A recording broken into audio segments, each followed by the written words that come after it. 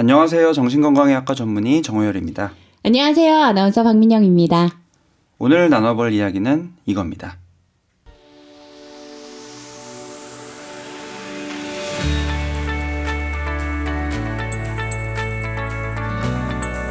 모든 걸 완벽하게 해내고 싶어요.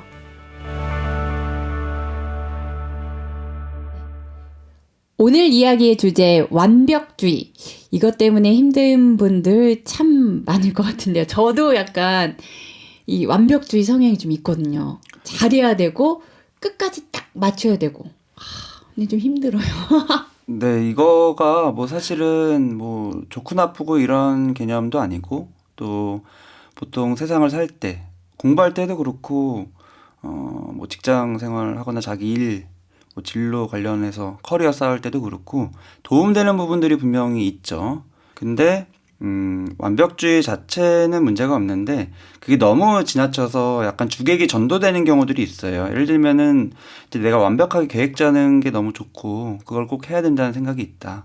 근데 계획 짜느라고 오히려 공부할 시간이 부족하고 그다음에 내가 체계적으로 공부해서 앞에서부터 딱딱딱 하는 걸 중요해서 뒤로 못 넘어가서 앞에만 계속하고 이런 식이 자꾸 되다 보면 오히려 효율이 떨어지는 이런 경우들이 있죠. 그거는 이제 도가 지나친 거고, 그거를 이제 정신과에서는 그런 상태의 성격을 강박성 성격이라고 해요. 저희가 저번에 다룬 강박하고 똑같은 강박이라는 단어긴 하지만 뉘앙스는 많이 다르죠.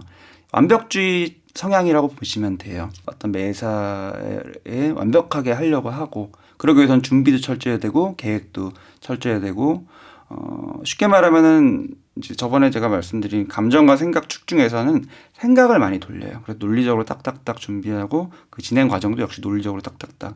근데 이렇게 완벽하게 하려면 사실은 감정은 배제해야 되죠. 맞아요. 감정에 따라서 이렇게 왔다 갔다 할 수도 없고 감정이 오히려 방해 요소가 되니까.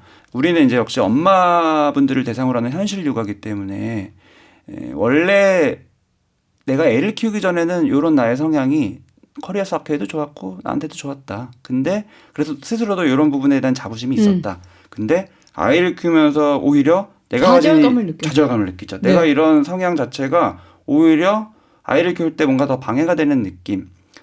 되게 쉽게 말하면 계획대로 안 되니까. 맞아요. 그리고 내 스스로가 좀 지치더라고요. 지치죠. 근데 이거는 너무 중요한 부분이고 당연한 부분이에요. 왜냐면은 아이를 키운다는 거는 사람과 사람의 관계죠. 관계라는 거는 어떤 업무나 학업 이런 건 너무 달라요. 인풋과 아웃풋이 비례하지 않고 그다음에 관계라는 건 특히 이 타고난 아이의 기질도 있을 수 있고 또 내 주위 양육자로서 내 기질이 있을 수도 있고 그 뭔가 둘 사이에 이른 어떤 상호적인 어떤 쉽게 말하면 궁합 같은 그런 느낌일 수도 있고 네. 이런 것들이 복잡하게 얽혀 있는 것도 있고 또 육아라는 건 항상 돌발 상황의 연속이기 때문에 계획대로 안 나가는 부분들이 너무 많은데 내가 계획을 했는데 계획에서 어긋나면 또 다른 거기서 또 노선을 좀 바꾸기도 하고 이런 걸 계속 해야 되는 게 육아인데 내가 그게 너무 힘든 거예요. 나는 이렇게 하려고 그랬는데 조금 삐뚤어가면은 이제 거기서부터 틀어지기 시작하면은 마음이 불편하니까. 제 이유식 사건 지난번에 말씀드렸던 그 이유식이 막 저는 요리를 할 때 요리를 잘 못하지만 이렇게 그냥 사실 대충 했는데 이유식만큼은 또 완벽하게 해야 되는 거예요. 그래서 그람 수를 재고 책에 나와 있는 설명대로 하니까 시간도 너무 오래 걸리고 정말 그 이유식에 대한 스트레스가 제가 정말 컸거든요. 그쵸. 내가 먹을 건 대충 하는데 아기가 먹을 거니까 더 그렇게 되죠. 그람 수 시간 막 2시간 막 이렇게 초식에 대놓고 2시간에 딱 육수를 끓이고 그 600g에 600g 이걸 또 얼려야 되고 얼릴 때는 녹일 때는 물에 녹여야 되고 이게 말로 할 땐 별거 아닌 것 같은데 이걸 하다 보니까 너무 힘들더라고요. 힘들죠. 그래서 진짜 약간 주객이 전도됐다고 말하는 게 이유식을 만드는데 시간 썼다 보니까 정작 애가 우는데 애한테 못 가. 왜냐면은 난 이거 지금 200g을 맞춰서 이거 100g씩 나눠서 담아야 되는데 이걸 하는데 애가 우는데 그쵸. 얘한테 못 가겠는 거예요. 이거 마무리를 해야 되니까. 맞아요. 그런 게 너무 많죠. 네. 그게 너무 스트레스가 크고 그때 한번 막 울었거든요. 엄청 너무 힘들더라고요. 이게 진짜 안 되겠는 거예요. 근데 이게 일상생활에 좀 큰 영향을 주더라고요. 그 여파가 크죠. 여파가 그것 때문에. 크고. 네. 그래서 괜히 애한테도 짜증나고 난 내 몸대로 힘들고 그래서 이제 저는 이제 방법을 바꿨죠.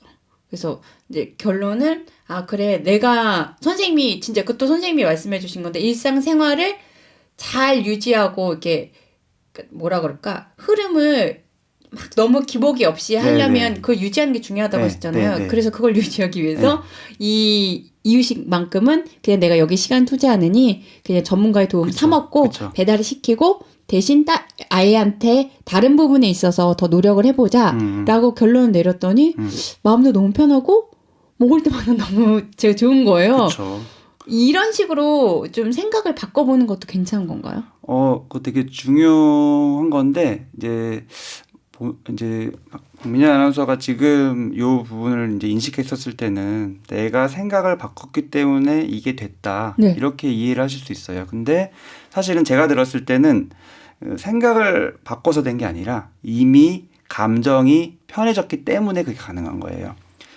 뭐 저랑 방송을 계속 하기도 하고 네. 뭐 이런저런 얘기를 하기도 해서 감정에 대한 인식이 조금씩 생기는 거죠. 그러니까 내 감정들 좀 인식하게 되고 바라보게 되니까 맞아요. 조금 그 부분이 자연스러워져서 편해지면 이 완벽주의적인 부분들이 점점 줄어요.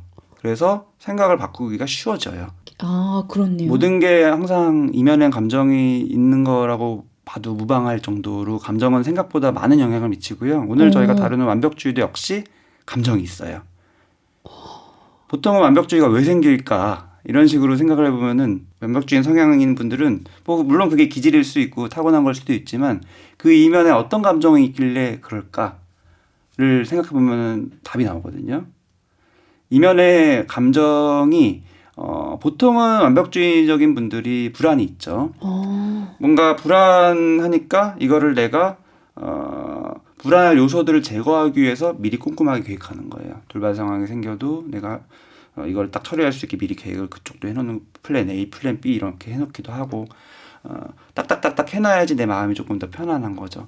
근데 이게 불안이 왜 생길까? 불안이 어디서 많이 느껴지냐면은 내가 이거를 딱 잡고 있는 느낌. 전문 용어로는 통제. 내가 뭔가 통제를 딱 할 수 있는 그런 느낌이 있을 때는 불안이 내려가요. 근데 통제하는 느낌이 딱 드는 컨디션을 만들어 놓는 게 사실은 완벽주의예요. 미리 계획하고 꼼꼼하게 하고 또 그 과정도 처리도 그렇게 하고. 돌발 상황이 일어나지 않게끔 네, 만드는 게. 근데 뭐 세상사가 다 그렇지만 특히나 육아는 통제할 수 없어요. 맞아요. 아이는 통제라는 접근이 너무너무 독이 돼요. 그래서 아이를 키울 때는 내가 아무리 아이를 어떻게 하려고 해도 자꾸 이렇게 삐져나갈 수밖에 없는 존재라서 그럴 때마다 너무 힘들죠. 근데 그 이유는 힘든 이유는 내가 통제가 안 되는 느낌을 받을 때 이 불안감이 더 올라오고 그래서인데 이 감정은 안 보고 보통은 어떤 식으로 그 상황을 해석하냐면 내가 더 꼼꼼하지 못해서 좀 더 면밀하게 살펴봤어야 좀 더 되는데. 면밀하게 검색을 하거나 책을 보거나 이렇게 했었어야 되는데 정보 습득이 더 부족해서 그 부분을 덮어요. 더 꼼꼼하게 준비하면 안 그러겠지. 근데 그러면 그럴수록 힘들어요. 힘들어지죠. 통제 안 하는 상황이 또 생기고 그러면 또 좌절되고 계속 이런 악순환 더 불안해지니까 더 통제하고 완벽주의적인 분들은 성향도 그렇고 뭐 기질일 수도 있고 이런저런 경험일 수도 있고 내가 이렇게 뭔가를 통제했었을 때 불안이 내려가고 통제를 안 했을 때 불안이 올라가는구나. 요거를 잘 이해해야 돼요. 그럼 이걸 어떻게 해결하냐? 우선은 똑같이 내 이면에 있는 불안이라는 감정을 잘 바라보는 훈련이나 연습, 그걸 접근하는 거. 쉽게 말하면은 내가 이렇게 아이를 꼼꼼하게 키우고 싶어 이런 생각을 인식하는 것보다는 네. 내가 사실은 아이가 통제의 불능 상태가 될까봐 내가 바라는 방향과 다르게 엇나가거나 뭔가 버릇없는 아이가 되거나 그럴까봐 마음이 불안해. 이런 거를 말로 하는 것 자체가 이미 인식을 하는 거라서 이런 얘기를 사실 많이 해야 돼요. 근데 이런 얘기 못하고 그냥 결과만 내가 요새 이유식을 이렇게 열심히 만들고 있어. 이런 얘기들 오히려 하고 엄마들끼리 이런 얘기하면 오히려 서로 막 격려하죠. 그래도 만들어야지. 그래도 그러면 오히려 강화가 되는 거예요. 더 통제하는 쪽으로 강화가 되니까 이면에 있는 불안, 통제 못했을 때의 불안감은 사실은 더 커져 있고 근데 어느 순간에는 그 상황이 오니까 확 터지는 거예요. 맞아. 어떻게 이거를 해결할 거냐라는 관점에서 보면은 아까 말씀드린 감정 쪽을 헤아리는 거 이거는 저희가 늘 말씀드린 감정일기를 쓰거나 감정에 대한 대화를 많이 해보거나 이런 식으로 자꾸 감정 인식을 많이 하는 게 한 축으로 도움이 되는 게 있고요. 또 중요한 실질적인 어떤 행동 쪽도 또 하나가 있는데 뭐냐면은 아까 말씀드렸다시피 이 악순환 통제를 내가 안 했을 때 올라오는 불안감, 그걸 못 견디는 거거든요. 그래서 이걸 누르기 위해서 통제를 더하고 더 계획하고 딱딱딱 더 뭔가 짜놓는 그거를 하는 거예요. 근데 이게 약간 엄발의 오줌누기예요. 순간적으로는 불안감이 내려가지만 결국에는 불안이 더 커져 있어요. 내가 통제 안 했을 때는 그 다음에는 더 큰 불안이 올라와요. 그렇기 때문에 이 패턴을 바꾸기 위해서 되게 중요한 거는 내가 통제를 뭔가 안 했을 때 올라오는 이 불안감을 그냥 견뎌야 돼요. 아, 찝찝하니까 이걸 내리기 위해서 더 통제하는 그 방향이 아니라 내가 불안하다. 하지만 그냥 버티겠다. 뭔가 뭐 엄청난 걸 하는 게 아니라 예를 들어서 좀 올라온다. 그러면 내가 지금 뭐 더 계획하고 싶어요. 더 찾아보고 싶어요. 네. 그거를 딱 안 하는 거예요. 검색을 안 하고 예, 있는 예, 거구나. 그런 식으로 뭔가 되게 힘들거든요. 처음에는. 그걸 안 하면 순간적으로는 더 불안함이 올라와요. 근데 조금 지나면 좀 내려가요.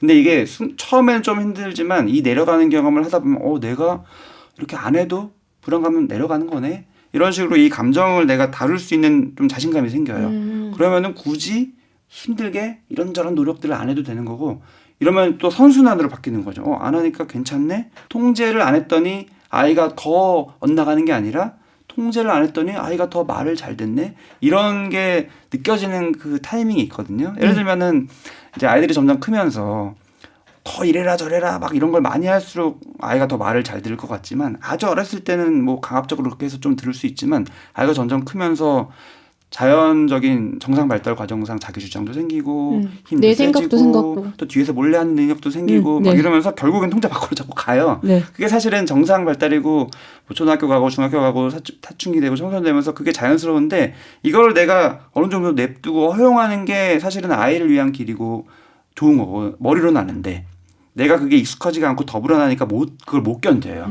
그래서 자꾸 밖으로 나가는 아이를 막 이렇게 가지고 오려고 하고 부여잡으려고 하고 통제하려고 하고 그게 너를 위한 거야 라고 말은 하지만 사실은 속에서 내 마음이 불안해서 그래야지만 내가 좀 편하니까. 근데 아이는 그럴수록 점점 부모와의 마음의 벽을 쌓게 되고 거리가 생기게 되고 이게 이제 사춘기 아이들의 흔한 문제이고 그게 더 중요한 거는 뭐 관계가 안 좋은 게 문제가 아니라 자기가 자기 주장을 할 수 있고 자기의 진로를 자기가 주도적으로 독립적인 인격을 형성해가는 그 과정에 문제가 생기는 거기 때문에 아이한테 지장이 커요 사실은. 그래서 뭐 아이한테도 좋고 엄마한테도 좋고 한 게 이런 통제감과 관련된 그 불안감을 조절하는 그 연습을 해보는 거 너무 중요한 것 같아요. 그러니까 소위 말하는 애를 내 맘대로 하려고 하면 안 되는 거네요. 그렇죠.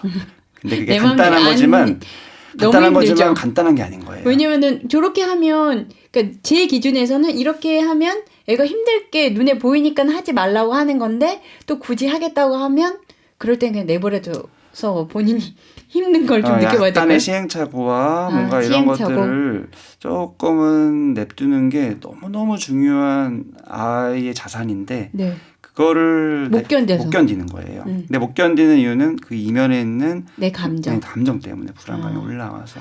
제가 요즘에 이제 뭐 아이의 뭐 사교육 이런 거에 이제 관심이 생겨서 그럼 뭐 카페 같은 데를 막 가입을 했어요. 그쵸. 근데 제 기준에서는 아니 얘가 아직 어린 것 같은데 이런 걸 해야 되나? 아니 근데 다 하고 있는 거예요. 거기 그 카페에 들어가면 막 정말 한 예로 뭐 도형 쌓기 수업을 안 해가지고 얘가 창의적인 생각이 안 들면 어떡하지? 막 어느 순간 이걸로 빠지길래 제가 정말로 딱 나와버렸어요. 카페를. 그래서 딱 나오고 막 딴 거를 하고 애랑 막 부대끼다 보니까 이제 또 까먹잖아요. 근데 이런 생각이 또 자기 전에 누우면 다시 올라오죠. 다시 들어가서 보게 되더라고요. 또 중요한 거는 뭐 그런 카페가 뭐 나쁘다 그런 거 필요 없다 이런 게 아닌 거죠. 정보가 있으니까. 물론 그거 자체는 다 중립적이고 자기가 선택할 수 있는 건데 그 근본이 되는 내 마음 상태가 불안 때문에 이 통제감으로 그거를 딱 덮고 싶어서 하는 액션이라면은 그거는 좀 끊는 연습을 조금씩 하는 게 너무 도움돼요. 가장 좋은 거는 내 감정을 살피고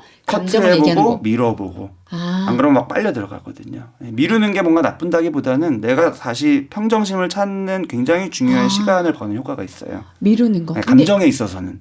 내 감정을 잠깐 밀어두는 거죠. 네. 이거 정말 중요한 말씀이시네요. 네, 현실유가 오늘은 완벽주의 성향 때문에 힘든 분들을 위한 솔루션 함께 고민해 봤는데요. 일이나 공부는 완벽주의 성향이 도움이 될 수도 있는데 아마 그때도 좀 마음이 많이 힘들지 않았을까라는 생각이 듭니다. 그런데 미지의 세계나 다름없는 육아에서 모든 걸 완벽하게 해내겠다라는 건 조금은 좀 불가능한 미션이 아닐까 싶은데요.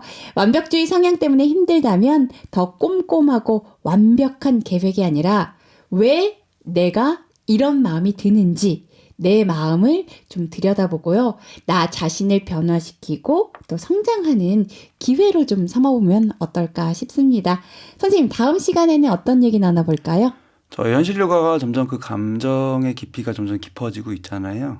정말 좀 깊은 감정 쪽에 속하는 육아의 과정에서 흔히 겪는 공허함, 외로움 이런 부분들에 대해서 이야기해보면 좋을 것 같습니다.